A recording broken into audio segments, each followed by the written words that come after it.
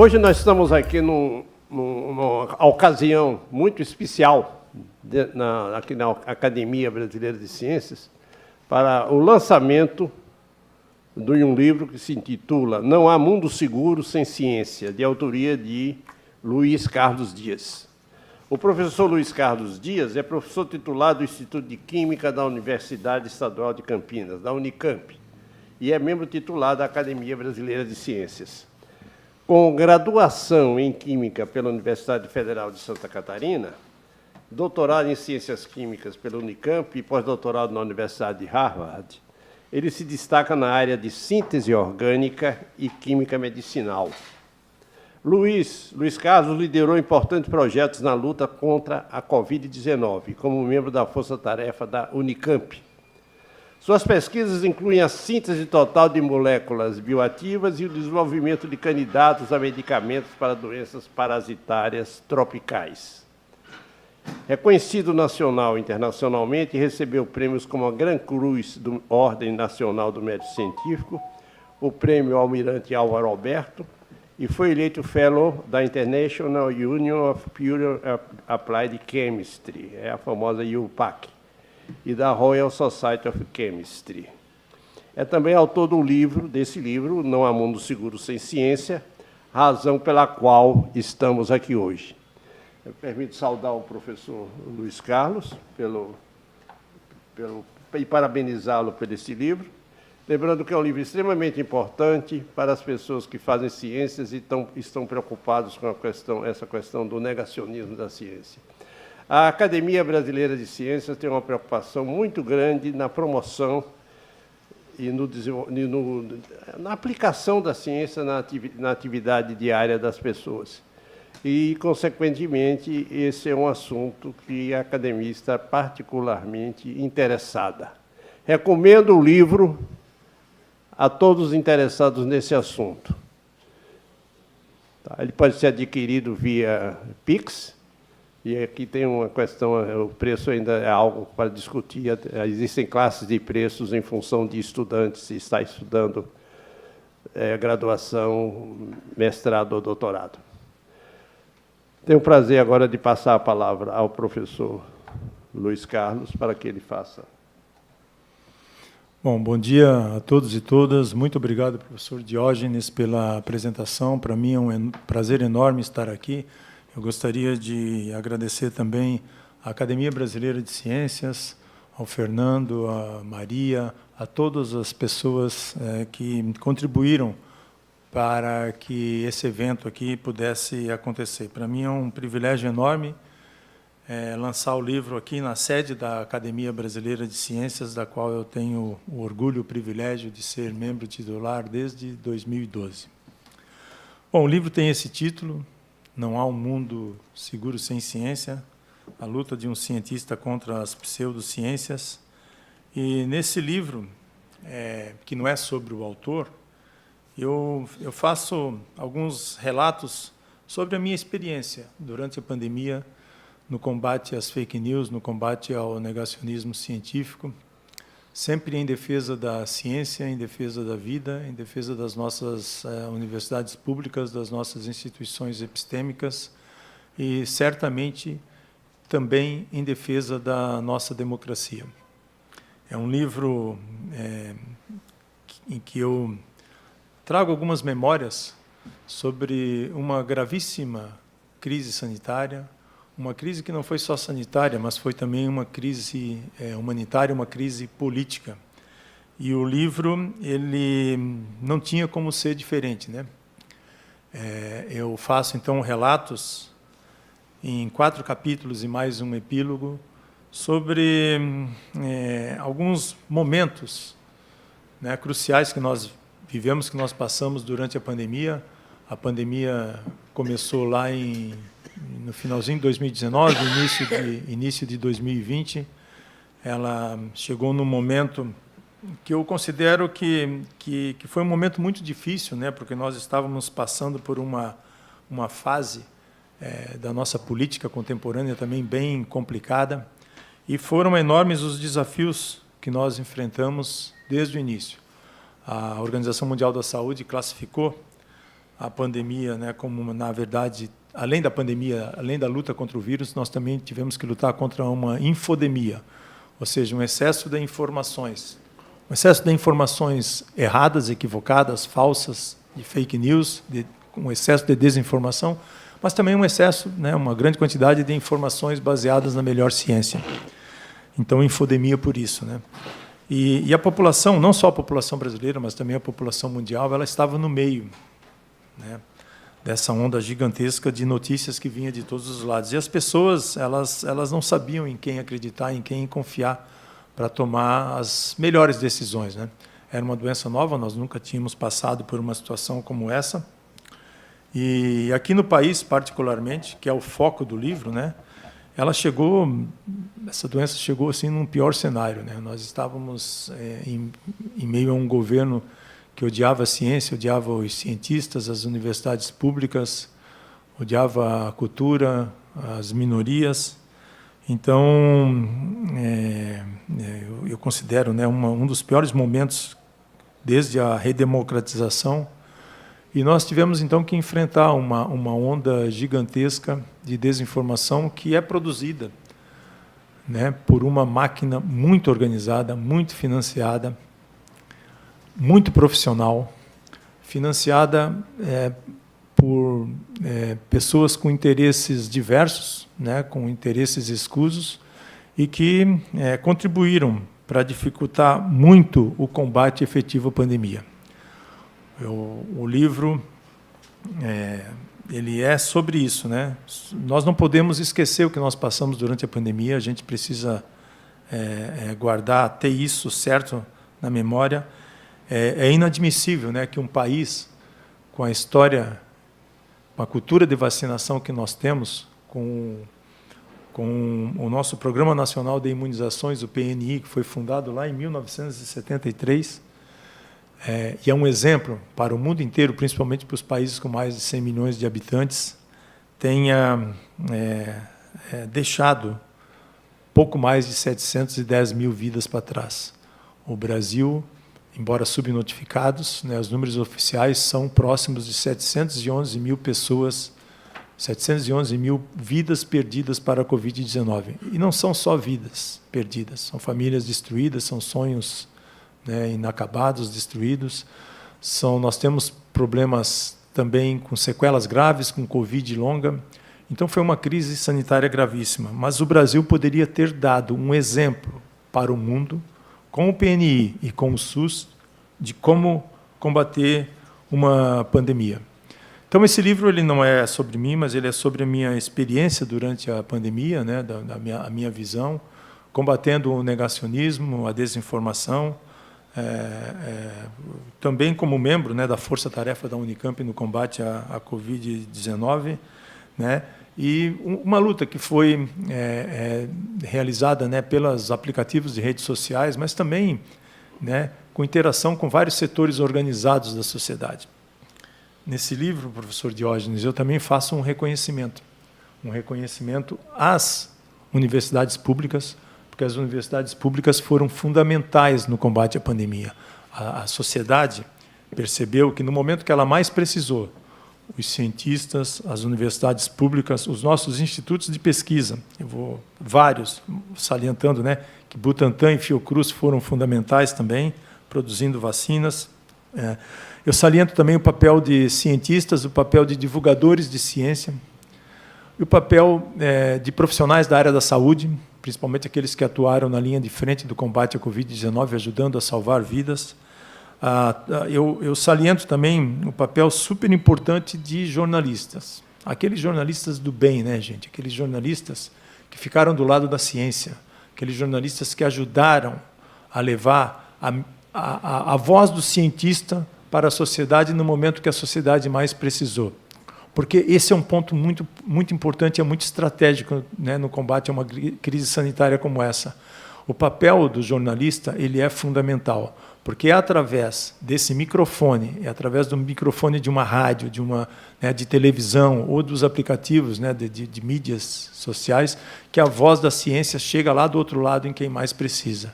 E nós vimos como o papel dos jornalistas são tão importantes que nós também tivemos que lidar com muitos jornalistas anti-ciência, negacionistas, e que levaram desinformação para a sociedade no momento que a sociedade mais precisava de informação correta.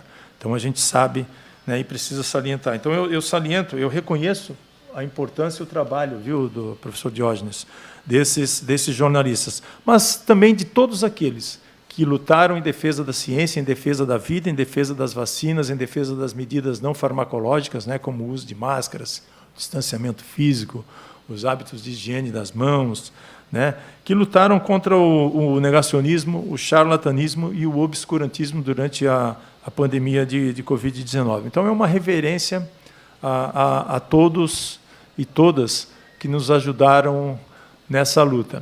Mas também é uma reflexão, professor.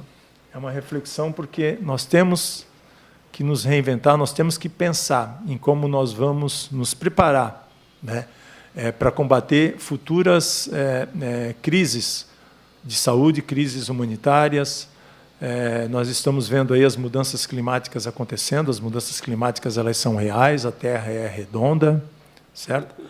E certamente, com tudo isso que nós estamos presenciando, com a destruição da Amazônia, o desmatamento da Amazônia, as queimadas no Pantanal, nós temos nesses ecossistemas vários vírus, parasitas, bactérias, enfim, vários patógenos coexistindo lá no equilíbrio. E se nós estamos destruindo esse ecossistema, esses patógenos certamente vão migrar para as zonas rurais e certamente vão migrar para as zonas urbanas em algum momento.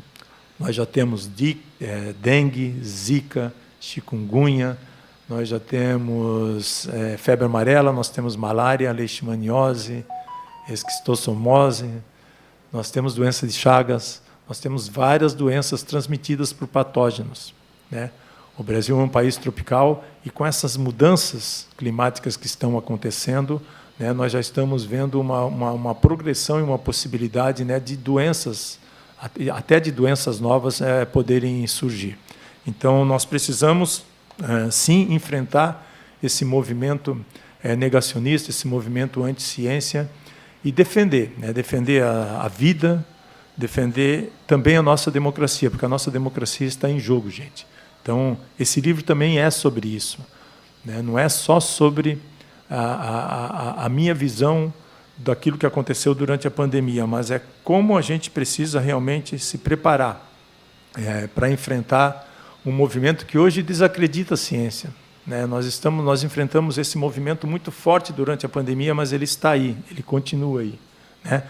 Nós percebemos, por exemplo, nos últimos anos, uma queda na cobertura vacinal. Logo na cobertura vacinal, logo o Brasil, que sempre foi um país com exemplo em vacinação das nossas crianças até 5 anos. Mas nós observamos uma queda na cobertura vacinal das principais vacinas do calendário infantil, como poliomielite, sarampo e várias outras, uma queda que chegou aí a algo em torno de 65% a 70% de cobertura vacinal. Isso é muito pouco.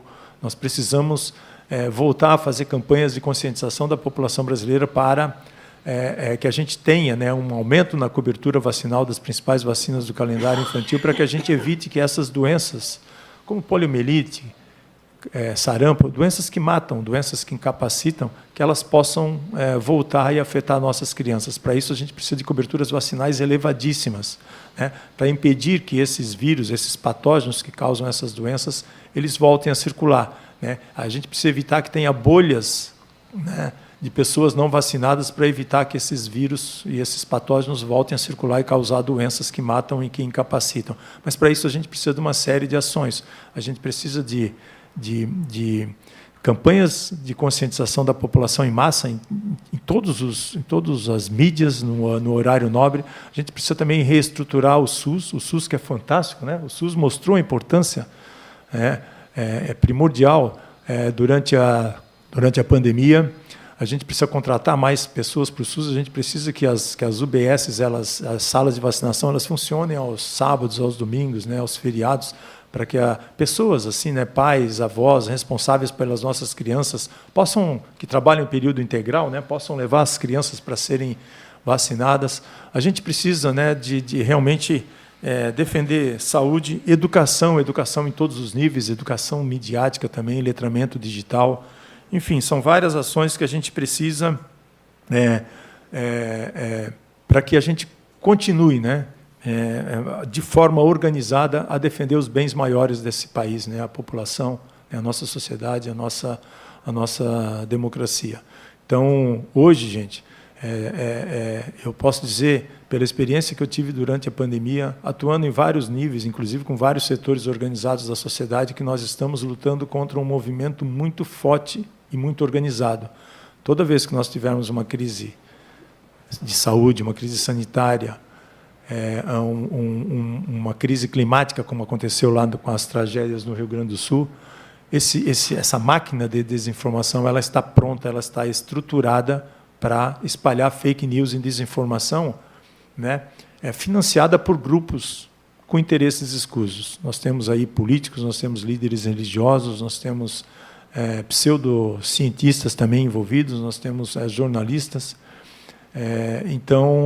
E os interesses por trás desses grupos que espalham desinformação são muito diversos. Nós temos aí pauta de valores, pauta de costumes, pautas identitárias, fundamentalismo religioso é algo que a gente deve se preocupar muito. Então, nós precisamos, enquanto cientistas, nos preocuparmos com isso. Nós estamos produzindo conteúdos maravilhosos, fantásticos nas nossas instituições públicas, nas nossas instituições epistêmicas, mas essa ciência que a gente está fazendo, professor, ela não chega lá na ponta em quem mais precisa. A sociedade ela se informa através daquilo que chega nos aplicativos de mídias sociais, né, de redes sociais, WhatsApp, Telegram, Facebook, Instagram, Rumble e outros, né? E o que chega lá, o que chega para eles são conteúdos, né, que as pessoas vão recebendo nas suas bolhas, e são conteúdos com desinformação, né? E eles têm um ponto de encantamento, né? São fake news, são notícias com caixa alta e com conteúdo emocional muito forte, né? Eles sabem produzir conteúdo com desinformação. E a ciência não tem essa emoção, né? A gente não aprendeu ainda a combater isso e nem a prevenir. Então, nós temos uma longa estrada pela frente, tá? Aqueles que tiverem oportunidade de ler aqui no epílogo, eu faço algumas reflexões sobre como a gente pode se organizar e se preparar para combater essa máquina de desinformação, mas certamente a divulgação científica ela é extremamente importante, né, em vários níveis. Então, é um livro que eu tenho o maior privilégio, né, de escrever, de lançar aqui na Academia Brasileira de Ciências. Eu também tive o privilégio de contar com a colaboração de pessoas que foram fantásticas durante a pandemia. A doutora Margarete Dalcomo, da Fiocruz, ela escreveu a orelha do livro. A doutora Margarete Dalcomo teve uma atuação absolutamente extraordinária durante a pandemia, né? Ela é titular da Academia Nacional de Medicina e me deu o privilégio de escrever a orelha do livro. O doutor Gonzalo Vecina escreveu um dos prefácios. Eu tenho 3 prefácios no livro. Um deles foi escrito pelo doutor Gonzalo Vecina, que é fundador da Anvisa. Eu tive o privilégio de atuar com ele em vários momentos, durante vários momentos nessa pandemia. Outro prefácio foi escrito pela doutora Luana Araújo, né, a infectologista, comunicadora de saúde. A doutora Luana Araújo também fantástica, né, com atuação fantástica durante a pandemia em defesa da ciência. Ela havia sido convidada pelo ex-ministro da Saúde, né, Marcelo Queiroga, durante o governo Bolsonaro, para atuar no Ministério da Saúde, mas ela foi recusada, né, pelo então presidente Bolsonaro, porque ela defendia vacinas, ela defendia ciência, e ela era contra o kit Covid, né, para o tratamento precoce. Ela também escreveu aqui um dos prefácios. E o outro prefácio foi escrito pelo Gustavo Mendes Lima Santos, Todo mundo conheceu o Gustavo durante a pandemia porque ele fazia aquelas apresentações da DICOL, da Diretoria Colegiada da Anvisa, quando dos adventos, né, de aprovação das vacinas contra a Covid. O Gustavo era diretor de assuntos regulatórios, de qualidade e de ensaios clínicos, né, perdão, ele era gerente geral de medicamentos e produtos biológicos da Anvisa, nossa Agência Nacional de Vigilância Sanitária. Hoje ele está emprestado pela Anvisa para o Butantan. E hoje, sim, ele é diretor de assuntos regulatórios de qualidade e ensaios clínicos lá da Fundação Butantan. Eu tenho 3 pós-fácios também. Esses pós-fácios, um deles foi escrito por um colega, o professor Peter Schuss, lá do Instituto de Física da Unicamp. O Peter, ele me convidou para escrever colunas lá para o Jornal da Unicamp, coisa que eu fiz assim com muita intensidade durante todos os momentos de pandemia.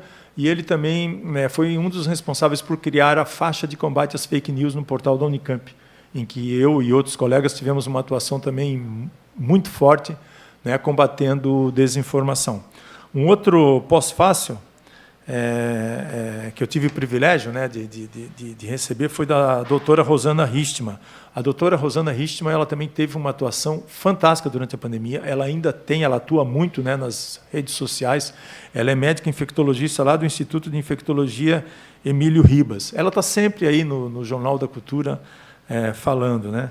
Então é uma médica fantástica que certamente, né, com as suas intervenções, contribuiu muito para salvar vidas. E o último pós-fácil foi escrito pela querida professora Soraya Smiley. Ela é professora titular da Escola Paulista de Medicina, da Unifesp, e ela é coordenadora do Centro de Estudos Sou Ciência, do qual eu tenho o privilégio também de fazer parte. A Soraya foi reitora, né, da Universidade Federal de São Paulo, a Unifesp, durante 2 mandatos, né, de 2013, se eu não me engano, a 2020 ou 2021. Então, são pessoas assim fantásticas, com quem eu tive assim o privilégio de, em vários momentos durante a pandemia, atuar junto, e até hoje, né, a gente continua aí atuando sempre em defesa da ciência, né?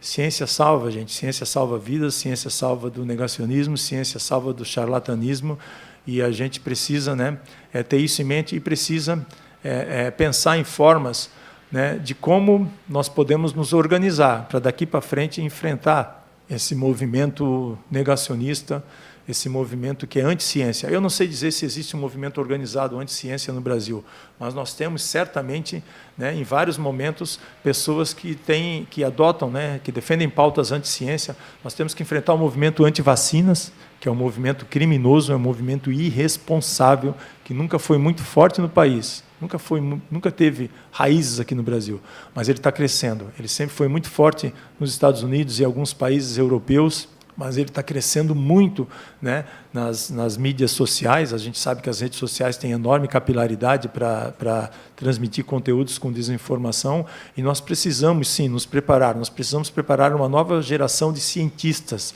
atentos a essas questões, atentos à questão da divulgação da ciência para a sociedade, para o público, que é quem mantém, né? Quem é responsável, né, gente, por manter também as nossas universidades públicas, que é quem financia as nossas pesquisas. Então, nós precisamos formar uma nova geração de cientistas e uma nova geração de cidadãos preocupados, né? Preocupados com a defesa da ciência, das universidades públicas, a defesa do meio ambiente, né?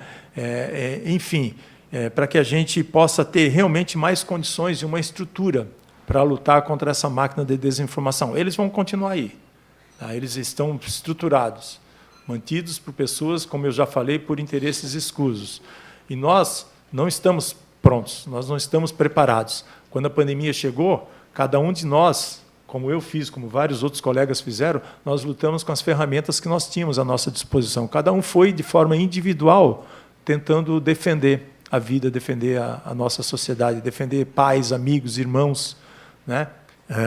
Enfim, mas de uma forma pouco organizada. Então, a gente precisa aprender alguma coisa com tudo que aconteceu durante a pandemia, né? Esse tempo ele não pode ser esquecido. É um tempo para a gente não esquecer. Inclusive, a doutora Margarete Dalcomo escreveu um livro também sobre a atuação dela da pandemia, que eu tive o privilégio também de ler, exatamente com esse título, Um Tempo para Não Esquecer. né? Então, assim, e a gente sabe que o brasileiro é muito bom em esquecer, tá, gente? Então, esse livro, ele é sobre isso, professor, sobre a minha experiência durante a pandemia, mas não só. Eu falo também de coisas que eu atuei também pré-pandemia e a luta que continua, né? A gente precisa continuar, mas também a luta de vários outros colegas muito valorosos, tá? Então, é uma reflexão para que a gente não esqueça. Quem não viveu a pandemia, ao ler esse livro, vai ter uma boa oportunidade de ter uma ideia do que foi a pandemia. E quem viveu a pandemia vai ter a oportunidade de relembrar muitas coisas, ou até de conhecer muitas coisas que nem sabia.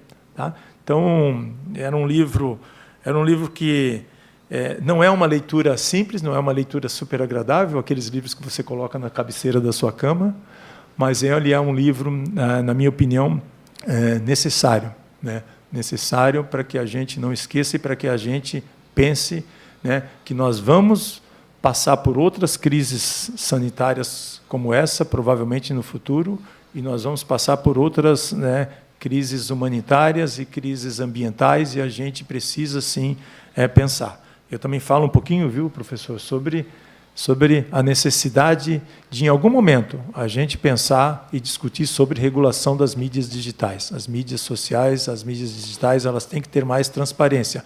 A maneira como os algoritmos hoje funcionam, eles favorecem espalhamento e disseminação de conteúdos com desinformação, mentiras. E a gente tem que ter em mente o seguinte, gente, o que é mentira no mundo digital, o que é mentira no mundo real, tem que ser, o que é crime no mundo real, tem que ser considerado crime também no mundo digital. Tá? Então, a gente precisa, sim, discutir, respeitando a liberdade de expressão que todos nós defendemos, certo? Mas a gente precisa pensar nessa questão de, em algum momento, regulação das mídias digitais para evitar, né, esses crimes e o espalhamento de discursos de ódio. Tá? Isso é extremamente relevante, né, para uma vida mais salutar. Eu passo a palavra para você, se você quiser fazer alguma pergunta, porque eu acho que eu falei bastante. Né? Muito obrigado, professor Luiz Carlos. Acho que ele fez uma explicação muito boa, que é o livro. E a Academia Brasileira de Ciências, que é uma organização que visa promover e preparar a ciência para enfrentar coisas desse tipo, isso é perfeitamente adaptável aos interesses da academia. Então, livros como esse só podem ser bem recebidos na academia, e eu sei que a leitura não é uma leitura fácil, mas é um livro, pelo que eu pude compulsar aqui o meu exemplar, é um livro que vai permitir fazer um histórico completo do que aconteceu durante a pandemia. E os nomes citados, a Margarete Dalcomo, a Luana e outras pessoas, são nomes perfeitamente que a gente viu aparecer na televisão, e é importante também ressaltar o papel dos jornalistas, que deram todo o apoio, os jornalistas, como disse o professor, jornalistas do bem, que deram o apoio à informação verdadeira, a informação real. A ciência lida com a verdade, não pode lidar com fake news. Então, ele lida com fatos e com a verdade. Então, não está normalmente ela não está preparada a ser atacada por fake news e mentiras e coisas desse tipo. Mas a gente precisa se preparar para isso. E eu não tenho dúvida que livros como esse têm uma importância muito grande para a preparação dessa luta. Acho que agora a gente deveria abrir um pouco para, se alguém quiser fazer perguntas. Tem dois elogios aqui que não são perguntas, mas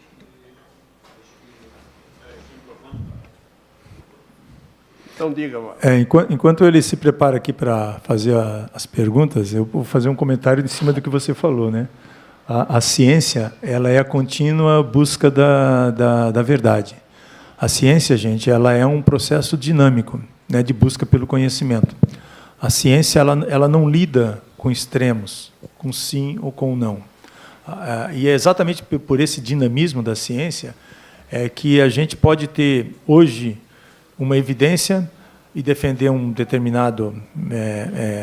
determinada teoria, mas amanhã ou depois pode surgir novas evidências científicas e a ciência ela pode repensar e pode mudar de opinião. Então, esse é um ponto extremamente importante, mas é isso, é a contínua busca pela verdade. Mas, lembrando, professor, não existe verdade absoluta em ciência. E a ciência, sem dúvida nenhuma, gente, ela tem um papel extremamente importante também na defesa da nossa democracia.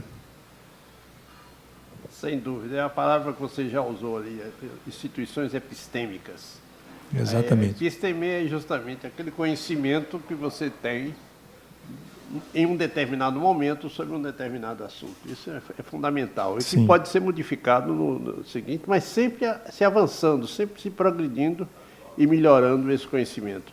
Quando uma sociedade primitiva, é primitiva aqui no sentido de que, para dizer antiga, não tem nenhum intuito de desmerecer, os homens começavam a descobrir o papel dos alimentos e das substâncias que seriam utilizáveis para eles, né? Desde preparação de solo. Eu estou pensando nos nossos indígenas. Preparação de solo para obter melhores culturas, descobrir coisas como curare, por exemplo, a utilização da mandioca para fazer a farinha sem morrer envenenado, enfim, uma série de coisas. Isso tudo acumula, o homem acumula até chegar hoje à produção de remédios, de alimentos elaborados, de poder se combater as doenças tropicais, que nisso, particularmente, acho que a academia deu um grande apoio pelo menos tinha aqui dentro dessa casa todos os grandes nomes que estiveram envolvidos no combate às doenças tropicais, a começar pelo grande Oswaldo Cruz, né? Então, eu acho que perfeitamente o local certo para a apresentação disso e para essas conversas é aqui. E eu gostaria mais que se tivesse mais conversas sobre ciências, sobre o papel da ciência aqui na academia. Inclusive, eu avançaria na questão da desigualdade também. Você poder usar a ciência para o combate à desigualdade. Quando desigualdade e melhorar a inclusão, né? Sim. Quando eu falo que a ciência tem um papel fundamental na defesa da democracia, isso está incluso, né? Porque para a gente falar numa democracia real ela implica que todas as pessoas, todas, têm acesso aos mesmos direitos, em termos de saúde, de educação, de moradia, né? Então, a ciência ela é fundamental nisso. E a gente precisa defender a ciência, porque se nós não defendermos, gente, a ciência, nós vamos viver em um país sem futuro. Tá? Eu estava conversando antes aqui com o professor Diógenes. Nós não conhecemos nenhum país que tenha saído da pobreza sem investimento forte em ciência, tecnologia, inovação, educação, saúde. Então, elas são fundamentais. Bom, vamos ali ver se tem alguma pergunta, alguma colocação. São alguns elogios aqui, o pessoal dando parabéns pelas suas contribuições à ciência. A professora Maria Vargas é uma delas, a Maria Meira aqui também falando belíssimo trabalho. A Elvira Saraiva dando parabéns pela sua atuação durante a pandemia, e um comentário aqui maior da Liamara Freire, dizendo que desacreditar da ciência é regredir nos avanços que tivemos durante todas essas décadas. É importante divulgarmos a ciência e fazer campanhas e colocar a sociedade para pensar a ciência dentro da educação. E aí, dando parabéns também pelo seu livro. Eu agradeço os comentários, né, de todos. E a gente precisa, né, ter em mente que o futuro da ciência nesse país também vai depender muito da interação maior de cientistas com a sociedade. Nós precisamos ter isso em mente. Eu vi isso acontecer muito durante a pandemia, né? A sociedade ela precisa dos cientistas, gente. Ela precisa dos cientistas mais próximos dela, porque a sociedade ela está sendo bombardeada por essa onda negacionista. E as pessoas, seus pais, meus avós, irmãos, amigos, enfim, elas querem acreditar em alguém, elas querem acreditar em alguma coisa, e o problema é esse, elas acabam acreditando em qualquer coisa, que chega para elas assim de forma mais simples, né, de forma mais palatável, e com conteúdos assim com muita emoção, que é exatamente a estratégia de desinformação, por exemplo, da extrema-direita, né? Espalhar conteúdos com desinformação, assim, apelando para o emocional das pessoas. Além, né, tem várias pautas, a gente sabe, né, de costumes, de valores identitárias, como eu já falei, o fundamentalismo religioso, mas eles são muito bons em produzir esses conteúdos. E a estratégia que a gente usou durante a pandemia de só desmentir, gente, olha, é como dizem, né, enxugar gelo. É importante, porque você precisa fazer isso, mas não é só isso, né? A gente precisa realmente repensar como a gente vai, né, se organizar para combater isso daqui para frente. Então, é fundamental que a gente precisa de uma interação maior entre a Academia Brasileira de Ciências, as sociedades científicas, as universidades, com setores organizados da sociedade, tá? Com líderes comunitários, né? Porque nós não temos, por exemplo, no nosso Congresso, no Senado Federal, nós não temos, infelizmente, políticos atentos às pautas da ciência, tá? Nós vimos que na última eleição, apesar do que aconteceu durante a pandemia, professor, em que a ciência teve um espaço absolutamente extraordinário e notável na mídia, nós vimos a ciência todos os dias na mídia, isso não se refletiu no comportamento do eleitor.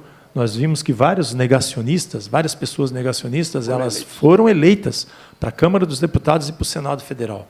Então, lá, né, nessas duas casas, nós temos pouquíssimas pessoas atentas às pautas científicas. E isso é um problema, porque nós já temos a bancada da bala, nós já temos a bancada da Bíblia, nós já temos a bancada do agro, e nós corremos o risco de, daqui a pouco, ter a bancada das fake news, tá? Sem alguém lá que possa defender a ciência.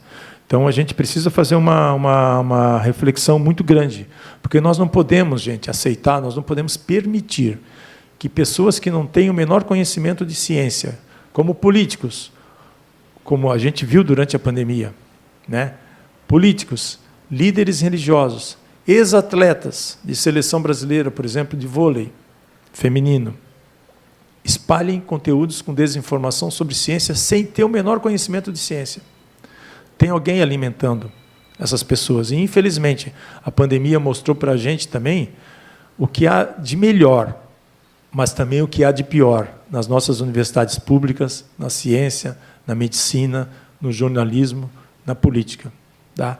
Então, nós não podemos aceitar que discursos de autoridades alimentem fake news, né? E isso aconteceu muito durante a pandemia, tá? Então, nós realmente, o que eu peço, né, no livro aqui, é um maior engajamento de colegas de ciência. Eu sei que não vão ser todos, mas o maior engajamento nessa luta, né? A gente precisa realmente ter coragem de enfrentar, se a gente quer defender alguma coisa em termos de futuro para as nossas instituições epistêmicas, para as nossas universidades públicas, nossos institutos de pesquisa, né, em termos de educação pública, né, gratuita nesse país. A gente corre sério risco de, daqui a pouco, a gente ter um monte de escolas cívico-militares aí pelo país afora, gente.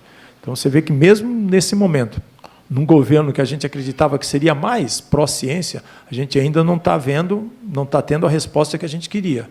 É claro que as nossas instituições, as nossas universidades públicas, a ciência no país foi destruída durante os 4 anos do governo anterior. Vai levar tempo para recuperar, mas, mesmo assim, a gente quer uma resposta mais rápida, tá? Em termos de maior investimento em ciência, maior investimento para projetos de pesquisa relevantes, e maior investimento em bolsas de estudantes para os nossos alunos, né, de iniciação científica, de mestrado, de doutorado, maior incentivo para a gente evitar a diáspora que está acontecendo, né? Essa semana eu tive a oportunidade de participar de um evento lá, coordenado pelo colega aqui da ABC, Renato Cordeiro, lá da Fiocruz, sobre a diáspora, essa fuga de cérebros que está acontecendo. A gente tem aí universidades públicas sucateadas, um pouco investimento ainda para pesquisa, valores baixos de bolsas para os nossos alunos de graduação e de pós-graduação e também pesquisadores de pós-doutorado, né? Nós precisamos de infraestrutura, nós precisamos de equipamento. Quando eu falo nós, as nossas instituições públicas que fazem ciência. A gente observou uma queda nas publicações de artigos nos últimos anos, nós precisamos, né, discutir isso, né, e de um investimento maciço, né, em ciência, em educação, em todos os níveis, em letramento científico, em letramento digital, né, reconhecer a importância da divulgação científica também pelas nossas agências de fomento, todas elas federais e estaduais, incluindo as nossas instituições, reconhecer o trabalho de quem faz divulgação científica, porque a pandemia mostrou que essas pessoas têm um valor extraordinário, gente, né, em esclarecer a população. Então, eu creio que a gente ainda está um pouquinho longe daquilo que a gente realmente gostaria,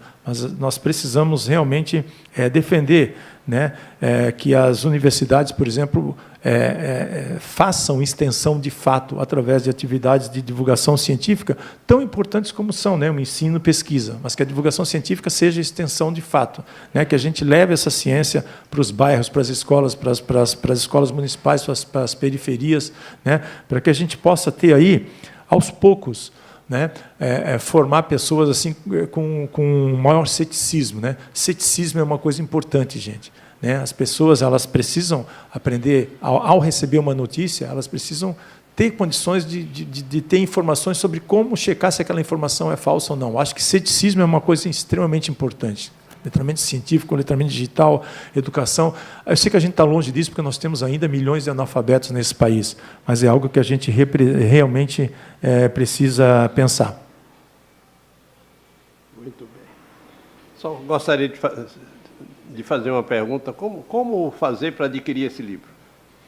Olha, o livro ele está à disposição. Você pode comprar pela Amazon e por outros marketplaces. Eu não sei se podia fazer propaganda aqui. Mas você acessa, né, pelas mídias sociais, tanto pela Amazon como outros marketplaces, né? Tem um e-book também disponível, né, que é um preço bem mais acessível, né? E é dessa forma que você pode adquirir. Perfeito. Quem tá aqui pode pegar o livro aqui mesmo comigo hoje, né? Não, eu estou falando fora mesmo. Fora aí tem vários marketplaces que vendem, né? Eu acho que talvez a Amazon seja mais comum. Diga, Marcos. Olá, então só para repassar mais alguns comentários aqui. A professora Maria Vargas fez uma pergunta, falou depois que já estava até respondida, mas eu vou repassar mesmo assim, que são duas, na verdade. Como você vê o papel da universidade em frente ao negacionismo e como fazer o público leigo, chegar ao público leigo informações científicas de modo acessível. Também tem uma pergunta sobre como lidar com o negacionismo em órgãos representativos de classe. E tem um outro comentário da Liamara aqui, que o Brasil, com o Butantan, avançou nas pesquisas de vacina. Temos chance de ser referência mundial na produção de vacinas? O que falta para isso? Bom, chance nós temos, né? Nós temos o Butantan e a Fiocruz, que foram um exemplo extraordinário, né? Produziram vacinas, né? O Butantan produziu a Coronavac, produz outras vacinas, mas focando apenas na Covid, né? Produziu a Coronavac, e a Fiocruz trouxe aí a vacina da AstraZeneca, né? Trouxe toda a tecnologia. Então, certamente a gente precisa de mais investimentos, mas nós temos outros grupos no Brasil também, né? Nós temos o CT Vacinas lá na Universidade Federal de Minas Gerais, né? Eu cumprimento aqui o colega Ricardo Gazinelli, se ele estiver acompanhando, que também faz um trabalho fantástico. Nós temos vários outros grupos trabalhando nessa área, né? Então, mas certamente o que a gente precisa, né, tentando responder todas essas perguntas, é de uma política de Estado, né? Uma política de Estado para a ciência, tecnologia e inovação no país. Durante o governo anterior, nós não tivemos nem política de governo. Agora nós temos uma política de governo, mas que está muito longe ainda daquilo que a gente precisa. Nós temos que deixar isso bem claro. Tá? Então, uma política de Estado para a ciência, tecnologia, né, para que a gente possa realmente fazer ciência mais relevante até do ponto de vista social, né, para que a gente possa produzir vacinas que a gente possa produzir também medicamentos. Né? Só para fazer uma ponte, eu coordeno um consórcio hoje internacional com 2 organizações fantásticas, sem fins lucrativos, que estão salvando milhões de vidas. Elas são a DNDI e a MMV. Eu coordeno um consórcio internacional para produzir medicamentos para a doença de Chagas e malária. Para você ter uma ideia, nós temos malária no Brasil, nós temos doença de Chagas. E são 2 organizações internacionais, lá de Genebra, na Suíça, que coordenam uma rede para desenvolvimento de medicamentos para doenças que afetam populações desassistidas, vulneráveis, negligenciadas, em países de baixa renda. Né? E nós temos várias outras doenças aqui. Nós temos dengue, nós temos zika, né? Chikungunya, várias outras doenças. Algumas delas têm vacinas, outras delas têm possibilidade, né, de ter vacinas. Mas para doenças parasitárias tropicais, a única doença que tem uma vacina é a malária. Você sabe? Você citou aí colegas brasileiros, né? A malária, ela não é considerada uma doença negligenciada, mas ela afeta pessoas negligenciadas. Ela é a doença que mais mata no mundo entre as doenças parasitárias tropicais. Em 2022, matou 608 mil pessoas, 74% crianças abaixo de 5 anos. 5 crianças morrem a cada 6 minutos de malária no mundo. É inadmissível, né? Então, nós coordenamos esse consórcio para desenvolver um medicamento em dose única para a malária. Mas a malária, professor, é a única dessas doenças parasitárias tropicais que tem uma vacina para uso humano. E ela foi desenvolvida, as bases para o desenvolvimento dessa vacina foram contribuições de 2 colegas brasileiros, a professora Ruth Nussenswein e o professor Vitor Nussenswein. Eles estabeleceram as bases para essa vacina, a Mosquirix, que hoje precisa de 4 doses, só pode ser usada por crianças até 18 meses de idade. Precisa de 4 doses, e depois da 4ª dose, ela tem 33% de eficácia. A gente falou tanto de doses, né, de vacinas de Covid, de eficácia, mas essa vacina vai salvar milhares de vidas, porque ela é exatamente para o público que é mais afetado, que são as crianças pequenas. Né? Então, a gente precisa de investimento para isso, né?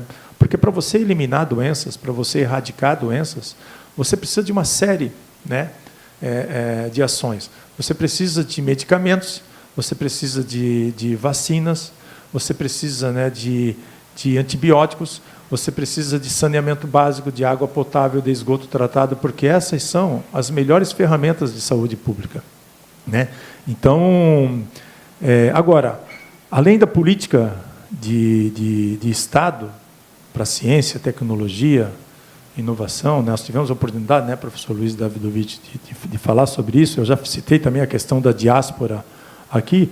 Nós precisamos de soluções sistêmicas e nós precisamos, sim, para enfrentar, respondendo uma das perguntas, essa máquina de desinformação, em algum momento nós vamos precisar de alternativas de maior controle das mídias sociais. Elas não podem ter essa liberdade de espalhar conteúdos com desinformação e discurso de ódio, né, sem algum tipo de regulação, na minha opinião. Isso passa. Então, isso também vai precisar de política pública, né, a regulação das mídias digitais, para evitar esse impulsionamento de conteúdos criminosos e discursos de ódio. Não sei se eu respondi todas as perguntas ali, as colocações. Participação em organismo de classe, sindicatos, quer dizer. Olha, nós já falamos sobre isso, mas nós enfrentamos o negacionismo, principalmente durante a pandemia, isso ficou muito evidente em várias esferas, né? Eu já falei, a pandemia mostrou o que há de melhor e o que há de pior. Na medicina, porque nós vimos isso, nós vimos, por exemplo, né, o Conselho Federal de Medicina totalmente, né, atrelado a uma política negacionista. Isso vai continuar. E nós vimos, inclusive dentro das nossas universidades, né, nós vimos colegas que sentam aos nossos lados nas reuniões de departamento, na reunião de congregação, nos eventos científicos. Nós vimos membros da Academia Brasileira de Ciências também espalhando conteúdos com desinformação. E é claro que tem uma série de razões para isso, né? Então, assim, são questões políticas, religiosas, financeiras, pauta de costumes, de valores, fundamentalismo religioso é extremamente perigoso, gente. Então, isso está, infelizmente, em vários órgãos de classe, e a gente viu durante a pandemia, particularmente, né, o CFM atuando muito, né, com uma política anti-vacinas e defendendo tratamento sem eficácia comprovada.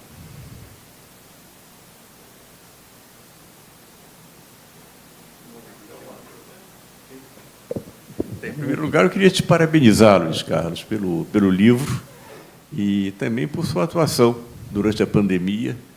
Eu me lembro muito bem da nossa série aqui de eventos semanais, webinários da ABC, na época da pandemia, em que vários temas importantes para o Brasil eram debatidos.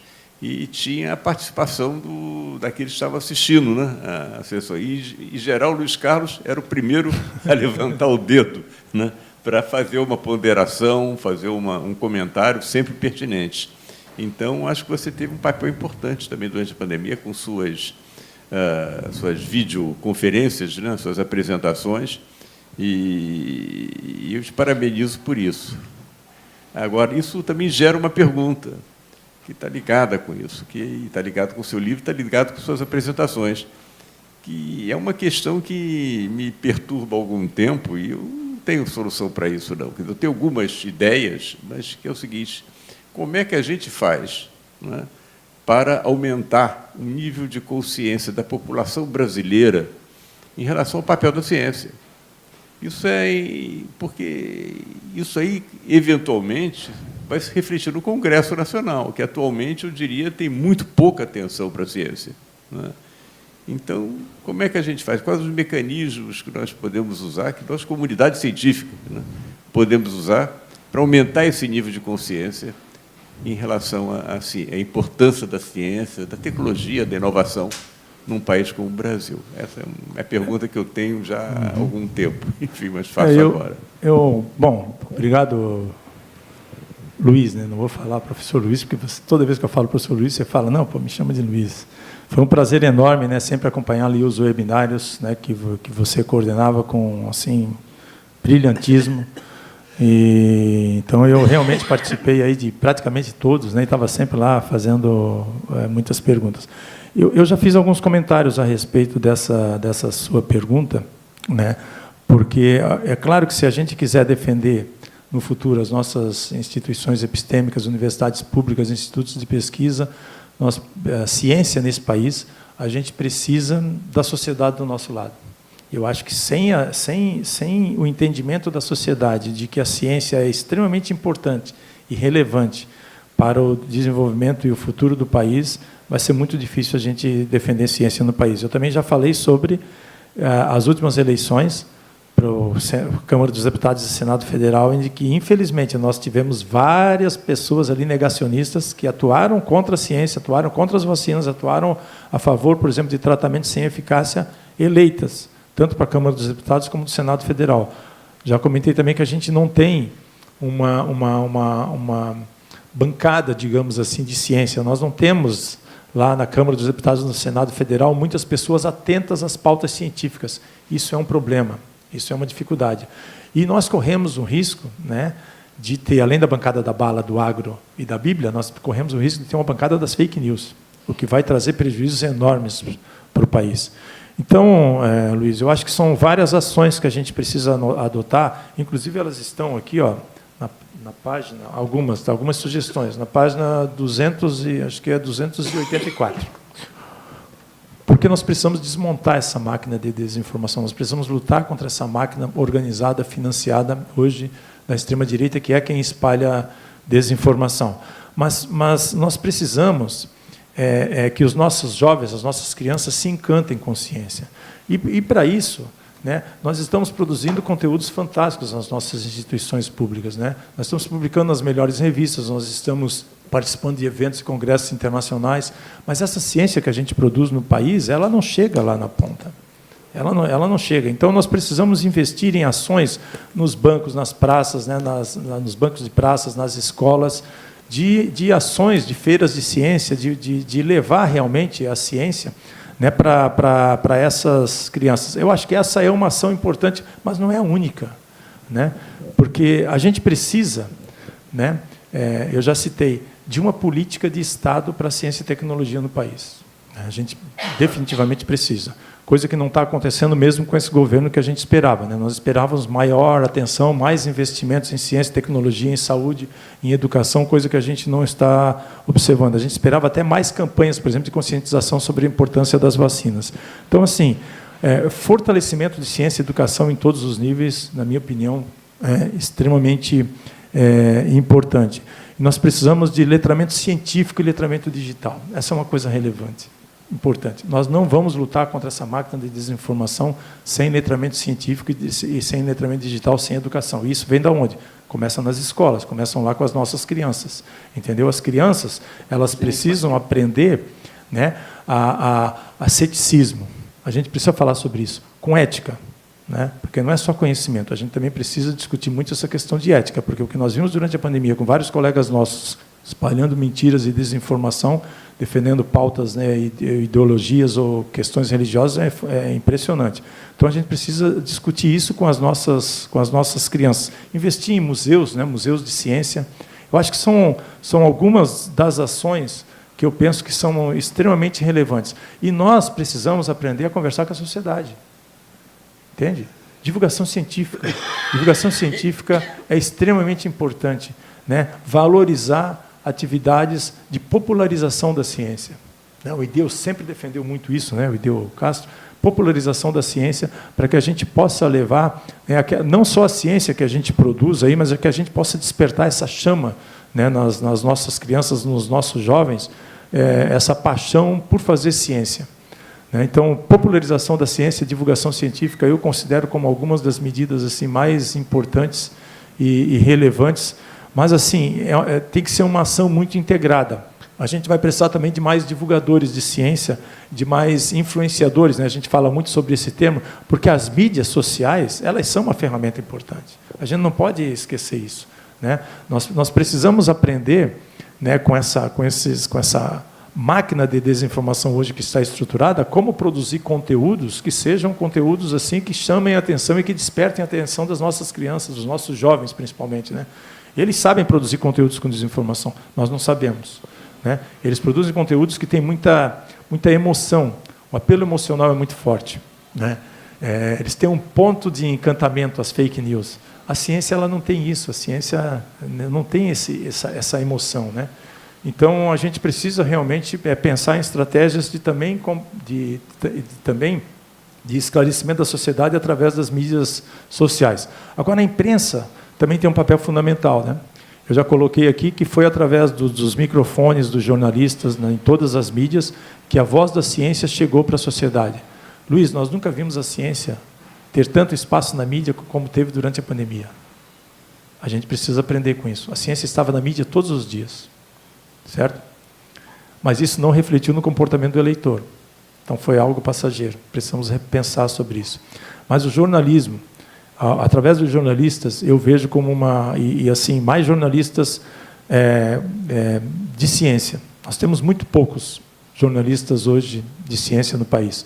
Durante a pandemia, vários jornalistas assim, de várias outras áreas, eles acabaram ali defendendo até pautas científicas, mas eles não têm a formação ali de ciência. Então, a gente precisa investir nisso aí. Nós temos alguns bons exemplos no país, mas a gente precisa investir muito nisso, né, para que a gente possa ter esse canal de comunicação. Nós precisamos de um canal de comunicação com a imprensa, porque através das mídias, né, das várias mídias aí, a gente tem a possibilidade de levar e de divulgar a ciência.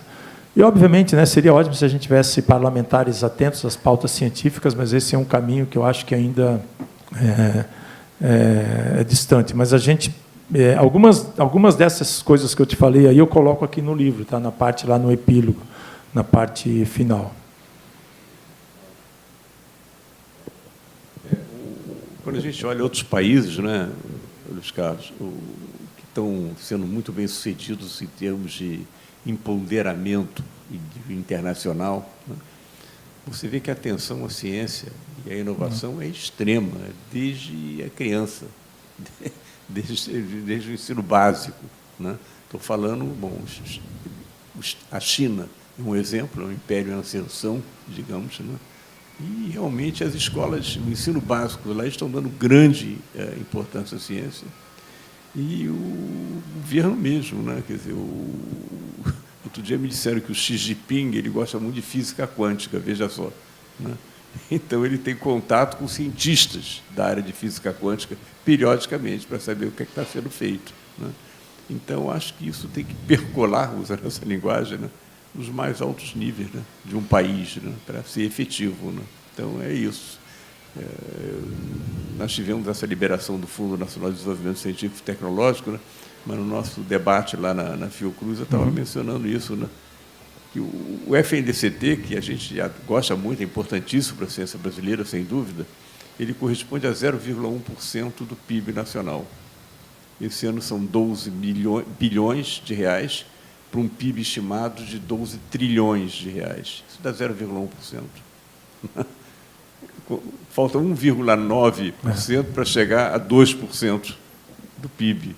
Então, o FNDCT é uma parte, mas tem que ser só uma parte. Tem que ter os ministérios também investindo em ciência. Estão investindo, mas não muito. E a indústria, né, participando disso. Tá, enfim, é algo que acho que o exemplo internacional mostra que está na fonte do poderio das nações, o protagonismo internacional dos países, né? Mas é isso. Se a gente quiser reduzir desigualdades, né, porque esse é um dos objetivos, né, a ciência é fundamental para a defesa da democracia. A democracia, uma democracia real implica em redução de desigualdades, que todos tenham direitos iguais e acesso à saúde, educação, cultura. Nós precisamos realmente investir. Eu não conheço nenhum país que saiu da pobreza sem investir em ciência, tecnologia, saúde e inovação, né? Então, realmente, e aqui a nós, né, cientistas, a gente continua nessa luta, né? Eu acreditava que realmente com esse novo governo a gente pudesse ter mais apoio à ciência e à tecnologia, mais campanhas de vacinação. A gente ainda está longe disso. Obviamente que a gente tem, né, tem todo um sistema que foi destruído durante o governo anterior, mas o que a gente espera mais, né? A gente espera mais investimento em ciência e tecnologia, em infraestruturas das nossas universidades públicas, mais apoio à pesquisa em todos os níveis, em todas as áreas, né? Porque, como eu coloco aqui no livro, todas as áreas são humanas, todas as áreas, as humanas, as exatas, as biológicas. A gente viu durante a pandemia como a contribuição de todos os colegas de todas as áreas foi fundamental para combater essa crise sanitária, né? Essa crise humanitária.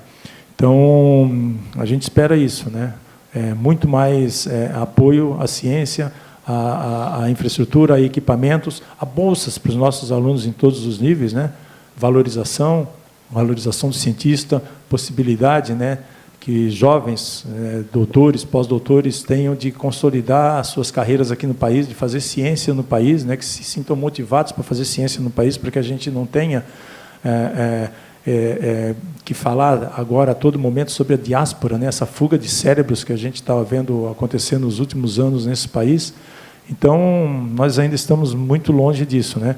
Precisamos de uma ação, professor, muito integrada, né? A Academia Brasileira de Ciências, da Sociedade Brasileira para o Progresso da Ciência, das nossas sociedades científicas, das nossas universidades, né? Interagindo aí com a Câmara dos Deputados, Senado Federal, com quem lá tem algum apreço, né, pela ciência, para que a gente, né, possa vislumbrar, né, que no futuro a gente tenha mais condições de formar uma nova geração de cientistas e até de cidadãos, né, com ética, que é algo que a gente precisa realmente se preocupar muito.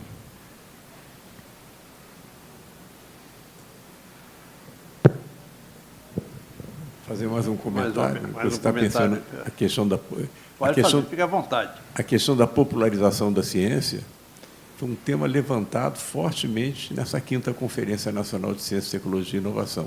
Sim. Então, certamente vai figurar nos documentos finais como um dos grandes temas para o país, né? Popularização da ciência, né? Como fazer isso, né? Primeiro, a necessidade de fazer isso. Segundo, como fazer isso, né? É importantíssimo para o país, né? É isso. Não, é fundamental. A gente precisa, né? A gente precisa investir, e a gente precisa fazer isso em todos os níveis, né?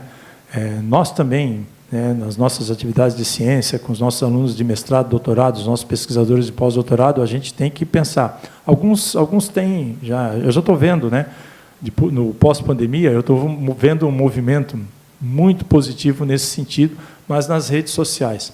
Mas não é só nas redes sociais que a gente tem que atuar. A gente tem que criar canais de comunicação com setores organizados da sociedade. A gente tem que ser capaz de conversar com líderes comunitários. Isso é feito, isso tem que ser feito, não pode ser ações só individuais. Nós temos muitas ações individuais, mas não, isso tem que ser feito também pelas nossas sociedades científicas, entende?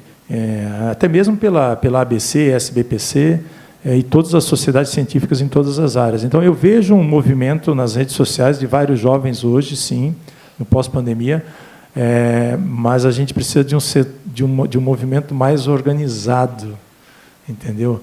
Porque, senão, nós não vamos ter como enfrentar futuras crises sanitárias.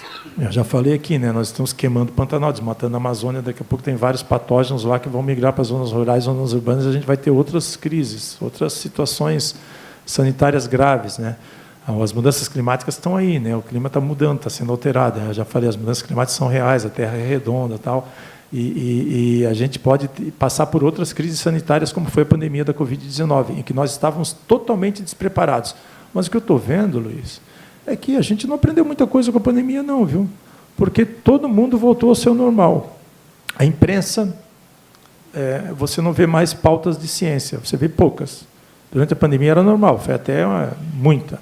Mas só que as pautas vão mudando, né? Porque aí veio a guerra da Ucrânia, aí veio, né, a questão lá de Israel-Palestina, aí vem eleições presidenciais, aí vem eleições municipais, estaduais, aí veio a enchente lá no Rio Grande do Sul, aí veio a pandemia de dengue. Então, as pautas elas vão mudando. E aí a ciência, ela aos poucos foi saindo da mídia.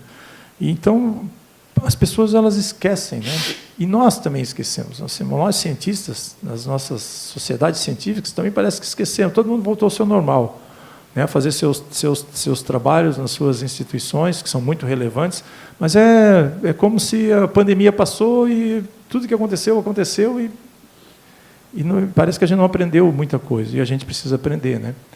A gente é ótimo em esquecer, mas a gente precisa aprender para que a gente possa ter mais condições de enfrentar a próxima crise, que certamente vai ter, ou pelo menos ajudar a preparar uma geração, né, que possa enfrentar melhor do que nós enfrentamos, né? Porque tudo que aconteceu aqui no país não pode acontecer, né?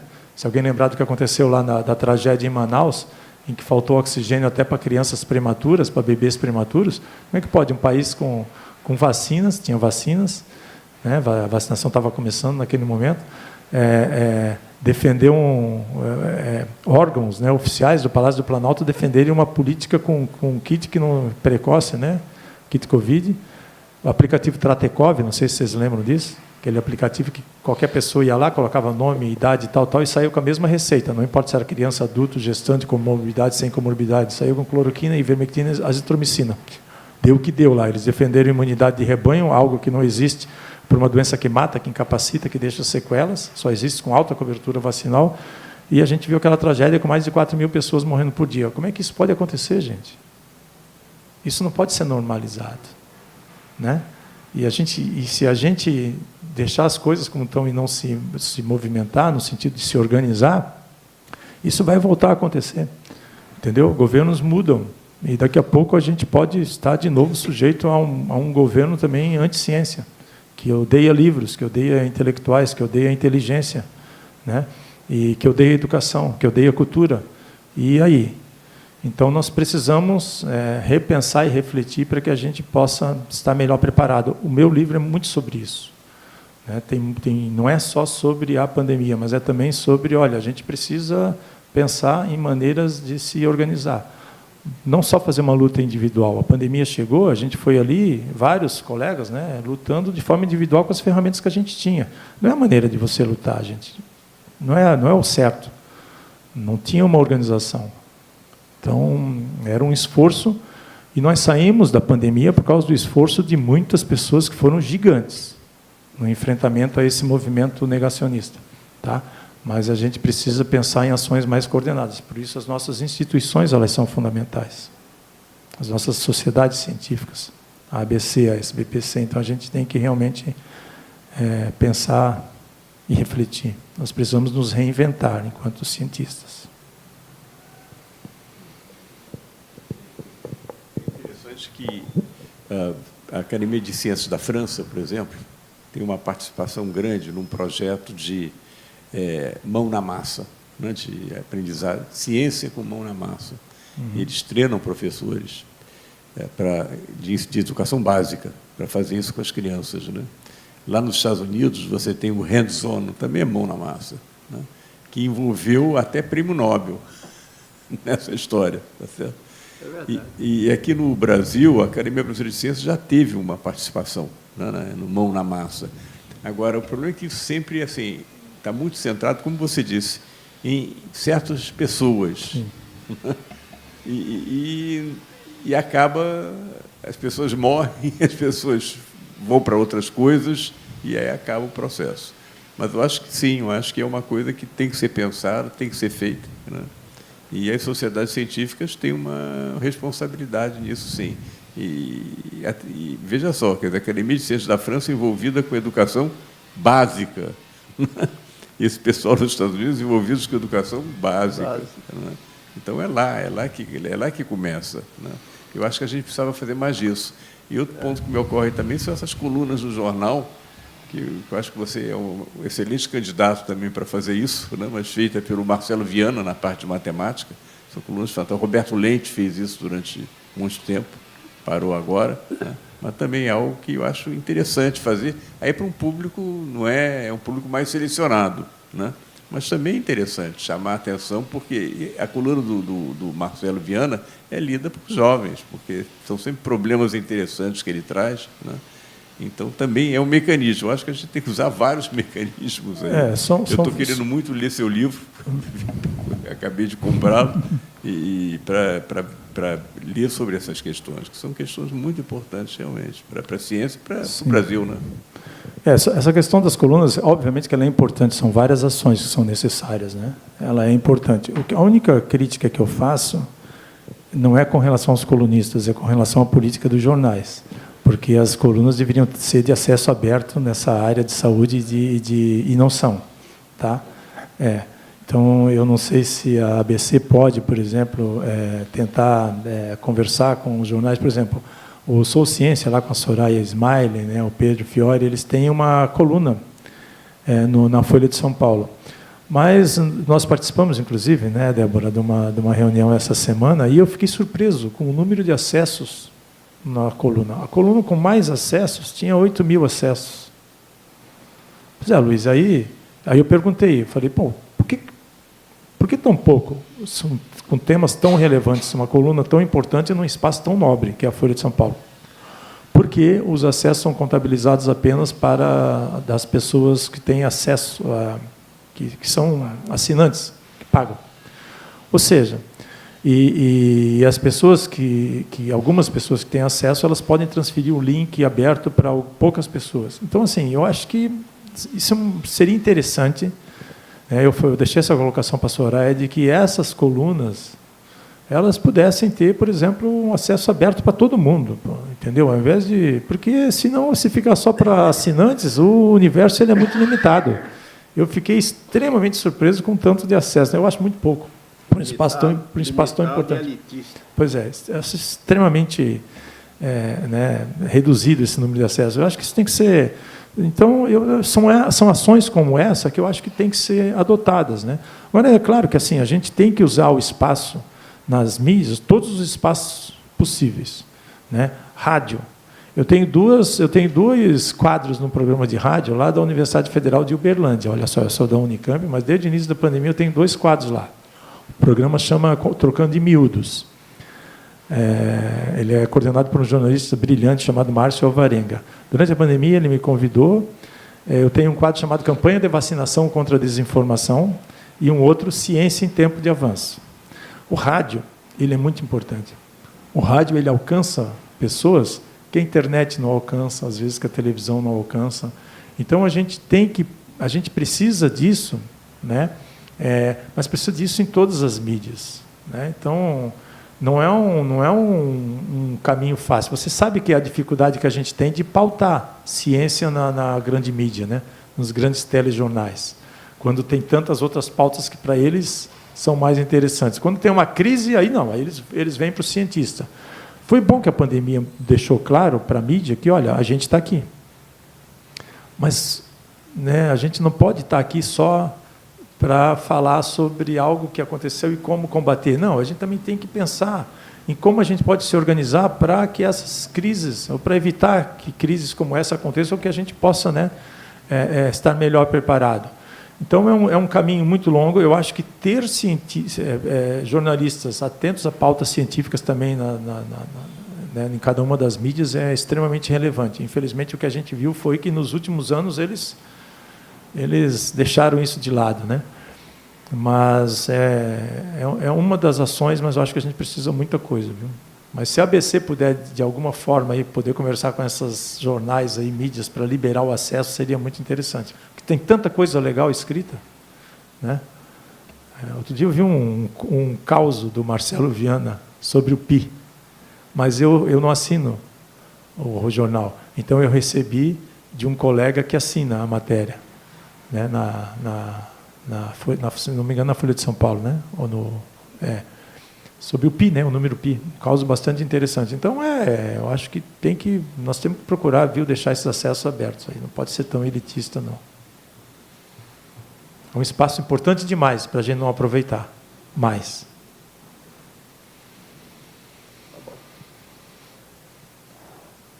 Débora quer fazer alguma pergunta?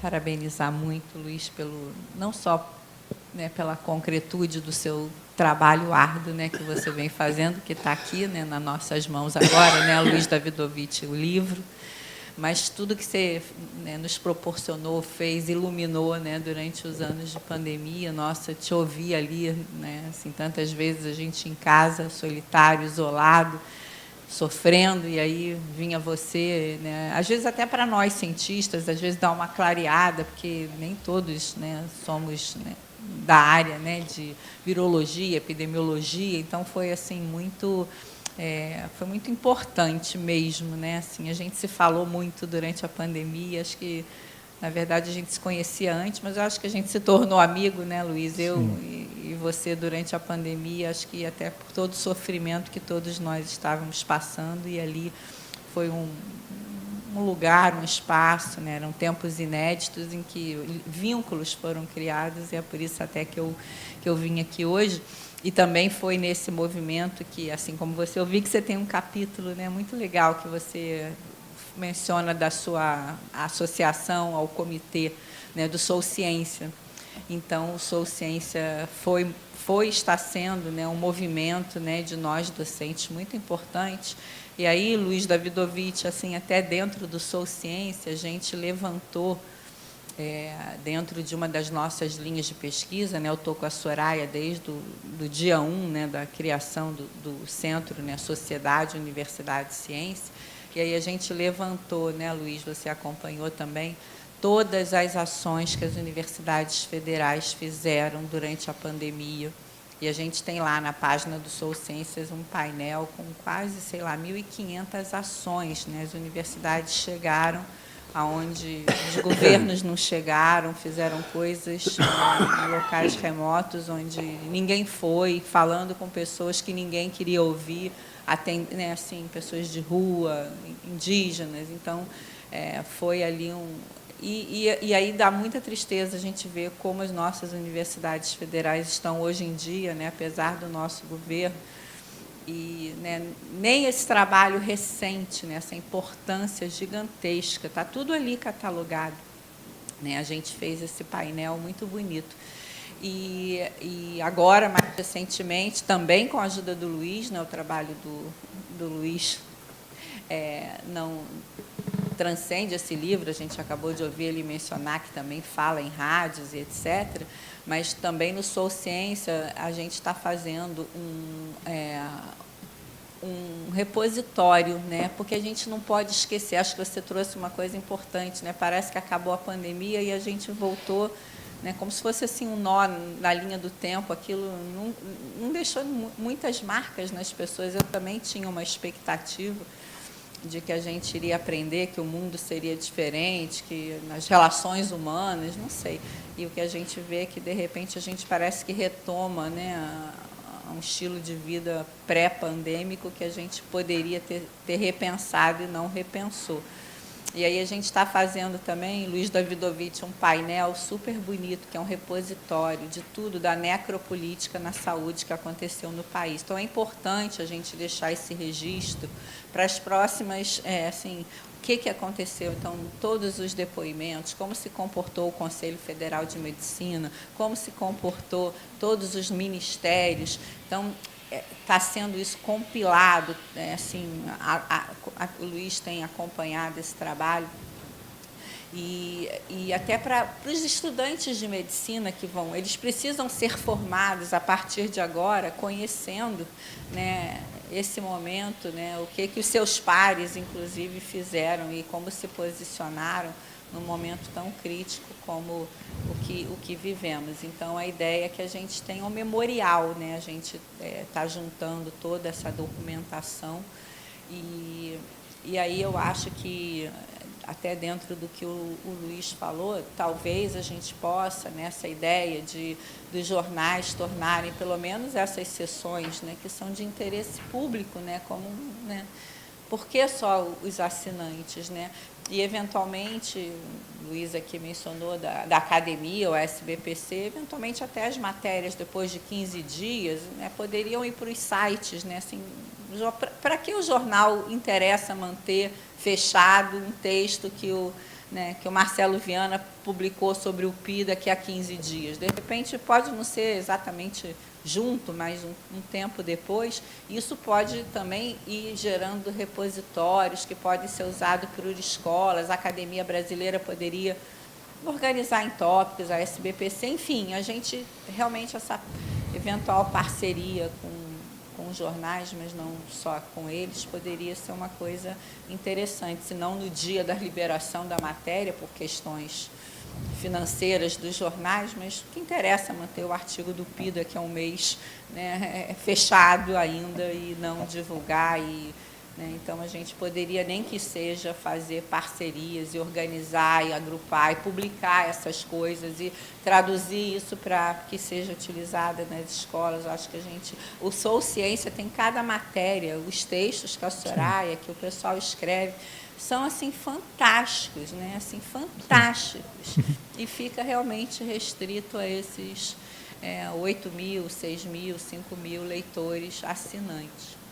Então, é isso. Acho que eu queria te parabenizar, não podia, em sabendo que você escolheu o Rio de Janeiro, Luiz, né? Pelo menos um dos primeiros lugares para lançar o teu livro. Imagino que você já tenha lançado ou que vá lançar. Não poderia deixar de vir te dar meu abraço pessoal, e um agradecimento fraterno, materno, por todo o seu trabalho. Olha, Débora, eu fico muito feliz, né, com as suas palavras, assim, me sinto honrado, me sinto emocionado, tá? Você falou aí da Sou Ciência, né? Então, eu sou absolutamente fã, né? Eu sou membro lá, né, do conselho. E eu acho que o Sou Ciência é extremamente importante e relevante. Eu sou fã do trabalho lá de todo o grupo, né, da Soraya e de todo o grupo. Você falou da pesquisa, né, que eles fizeram sobre o trabalho, né, com as contribuições das universidades públicas brasileiras, né. Até mesmo antes dessa pesquisa eu já tinha escrito textos. Um deles foi na coluna do Jornal da Unicamp que eu escrevia, está aqui na página, ó, acho que é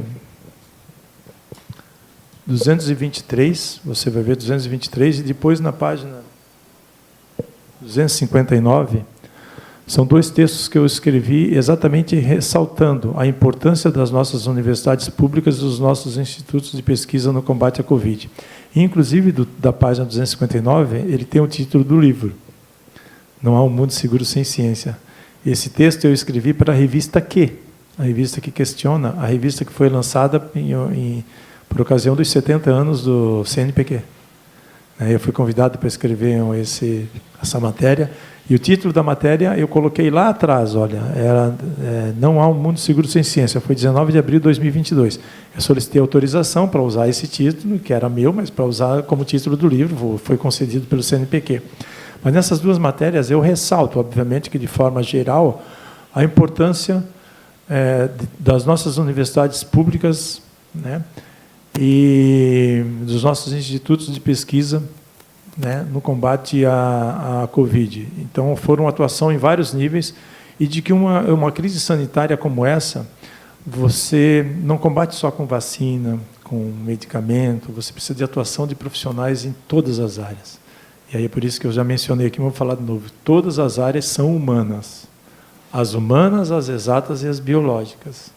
Né? Você não resolve um problema, você não ataca um problema como foi essa grave crise sanitária, sem você ter atuação de profissionais em todas essas áreas.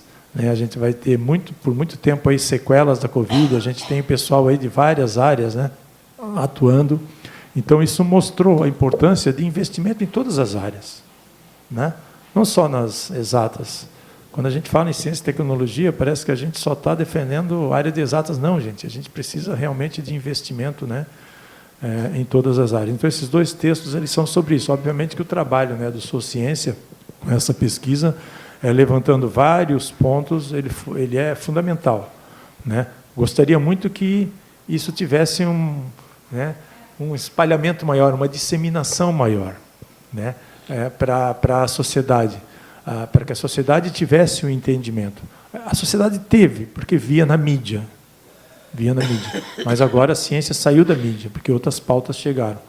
Então, mas a gente precisa muito, sim, realmente de atuações mais concretas. O Sou Ciência é fantástico, por isso que eu não entendo por que o blog da Folha limita as colunas só para assinantes, entendeu?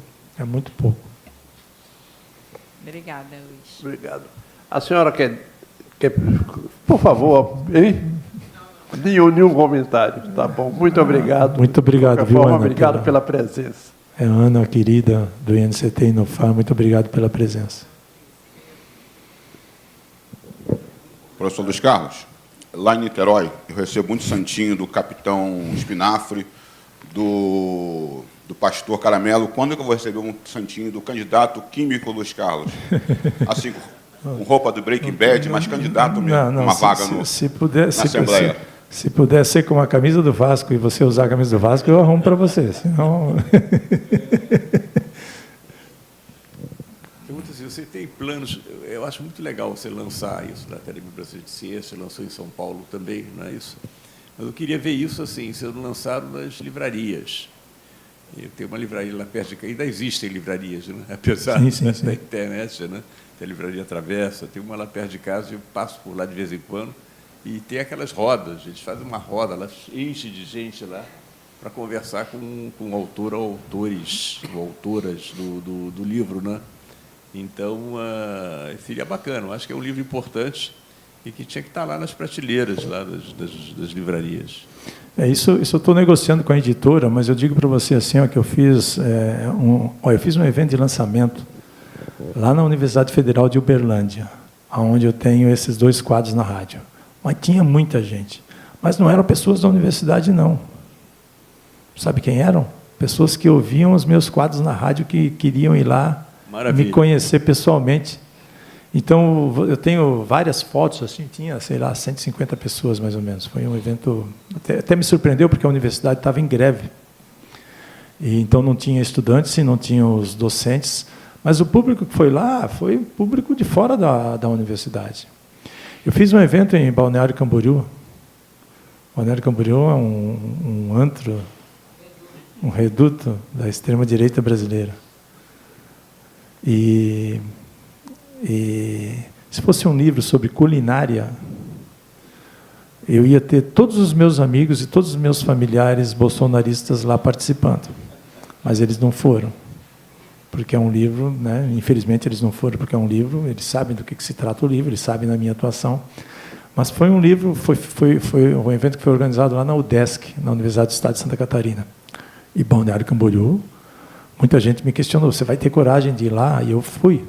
e tinha muita gente, mas muita gente, de fora do meio acadêmico. E como eu sou bem conhecido lá, tinha muitos políticos, né, vereadores. É uma época que todo mundo aparece, né, candidatos a vereador, a prefeito, a vice-prefeito, enfim, estavam todos lá. Então foram 2 eventos assim, ó, que eu fiz fora, sabe, para pessoas fora do nosso meio e com muita gente. Fiz um na Sociedade Brasileira de Química, que aí todo mundo que está ali é da área, né? E fiz um lá na Livraria da Vila, também em São Paulo. Teve uma boa participação, eu também fiz um debate. E aí, claro, as pessoas que foram lá, a maior parte assim, eram pessoas que estavam ali, ou meio a meio, assim, entre pessoas que não são do meio acadêmico, né, não são conhecidos e de fora. Agora eu vou na Bienal do Livro, dia 11. E o público da Bienal é um público...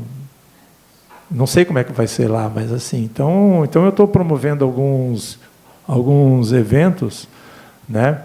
Tem outros pequenos assim em universidades, mas aí esses aí só tem pessoal da própria universidade, né? Eu diria que esse de Balneário Camboriú e o de Uberlândia, eles me surpreenderam pela quantidade de pessoas que teve e pelo fato de serem pessoas nada ligadas à universidade.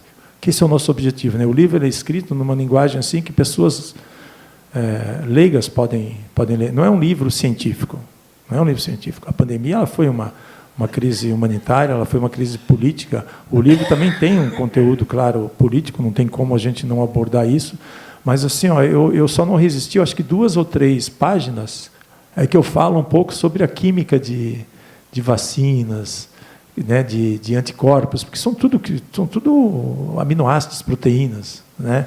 Isso eu dou aula para ligas de infectologia, de imunologia, de estudantes de medicina, né, bioquímica, isso aí a gente dá aula, é normal.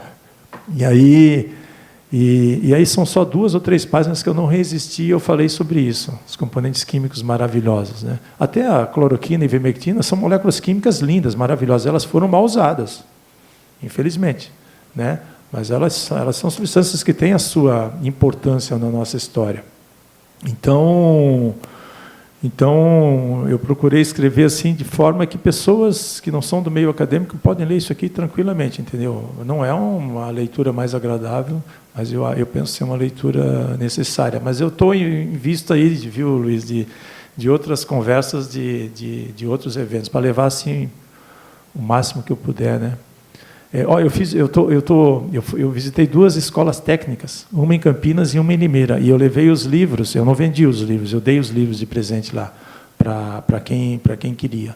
Saíram, acho que 80, 83, 84 livros, lá em escolas, escolas técnicas ali da região de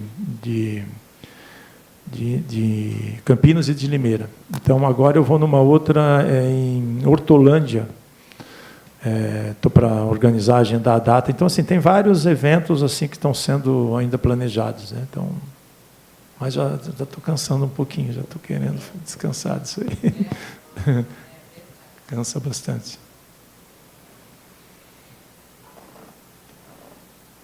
É isso. Você ainda quer dizer mais alguma coisa? Pode. Não, se for para... Apesar de estar marcado até às 13 horas, não precisa ir até. Não, até às 13 horas aqui conversando, não, ninguém aguenta. Não, ainda ninguém resiste. Não, eu quero agradecer, né? Palavras finais. Então. Agradecer a presença de vocês, quem está nos acompanhando aí.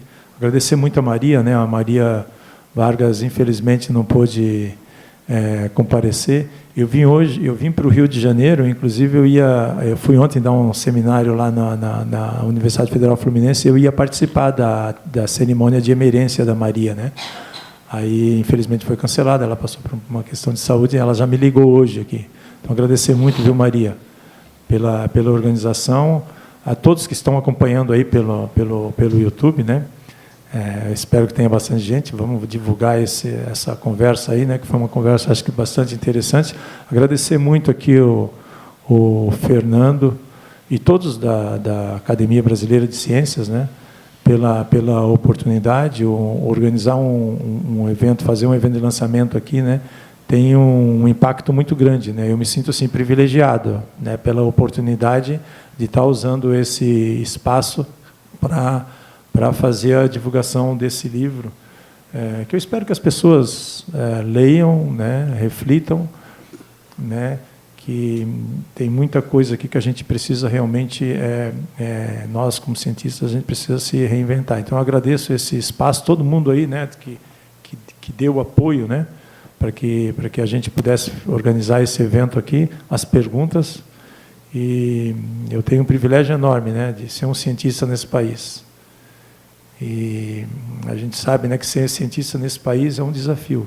Ser cientista mulher nesse país é um desafio ainda maior. A gente sabe disso, né? Mas pode contar comigo e com a minha luta sempre em defesa da ciência, da vida, da defesa, né? Que a gente tenha mais meninas, mais mulheres na ciência e nessa luta aí contra essa máquina de desinformação, né? Nós temos uma responsabilidade muito grande. É uma questão de responsabilidade cívica, de responsabilidade social, para que a gente se organize para combater todos esses movimentos aí que estão querendo, né, destruir a ciência, as universidades públicas, as nossas escolas públicas, né, e a nossa democracia. Então, muito obrigado, viu, professor Diógenes, também aí pela condução, e eu agradeço a todos e todas.